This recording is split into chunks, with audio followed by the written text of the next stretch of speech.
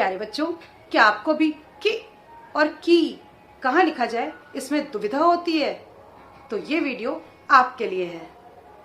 कि एक समुच्चय बोधक शब्द है और ये दो वाक्यों को जोड़ता है। जिस प्रकार अंग्रेजी में दैट दो वाक्यों को जोड़ता है, जैसे my mother said that I should study every day, मेरी माताजी ने कहा कि मुझे प्रतिदिन पढ़ाई करनी चाहिए।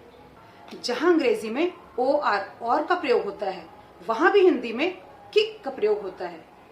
जैसे डू यू वॉन्ट बनाना और एप्पल, तुम्हें केला चाहिए कि सेब? इसकी जगह हम ये भी कहते हैं तुम्हें केला चाहिए या सेब। लेकिन अगर की आ जाए तो आप ये समझेंगे कि वहां छोटी की लगानी है। छोटी की वो किसी वाक्य के अंत में कभी नहीं आती, वो वाक्य के बीच में ही आती है। उदाहरण, मैं जानती हूं कि तुम पढ़ रहे हो। बड़ी ई की मात्रा के साथ वाला की, यह एक संबंध बोधक शब्द है। यह दो शब्दों को जोड़ता है, उनमें संबंध बताता है। जहां अंग्रेजी में हम एपोस्ट्रोफी एस लगाते हैं, वहीं हिंदी में हम की का प्रयोग करते हैं। जैसे रोहन्स बुक, रोहन की पुस्तक। ग्रैंडफादर्स स्टिक, दादाजी की छड़ी। ग्रैंडफादर्स वॉच, दादाजी की घड़ी। बच्चों ध्यान रखें, जब भी कभी बड़ी की के बाद वाला कोई शब्द आए तो वो स्त्रीलिंग शब्द ही होता है। की, का पर बड़ी की मात्रा के साथ की हमें वाक्य के अंत में भूतकालिक क्रिया के रूप में भी देखने को मिलता है।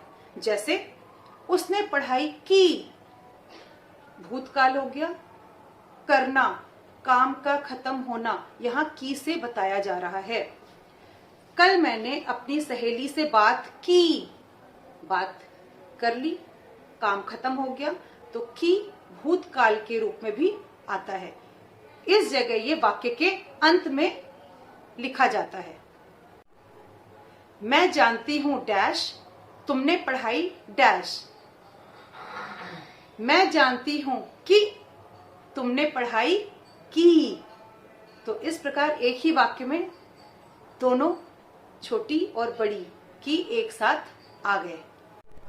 तो बच्चों, सरल शब्दों में आप समझ सकते हैं, काम के बाद कि, काम अर्थात क्रिया, क्रिया के बाद कि, क पर छोटी की मात्रा। जैसे मैंने बोला कि, मैंने सुना कि, उसने देखा कि, उसने कहा कि। नाम के बाद की, बड़ी की, क पर बड़ी की मात्रा। नाम अर्थात संज्ञा, संज्ञा के बाद बड़ी की। जैसे रमेश की पुस्तक, बच्चों की कहानी, जनता की आवाज, साइकिल की चाबी आदि। तो ध्यान रखें, काम के बाद की, नाम के बाद की।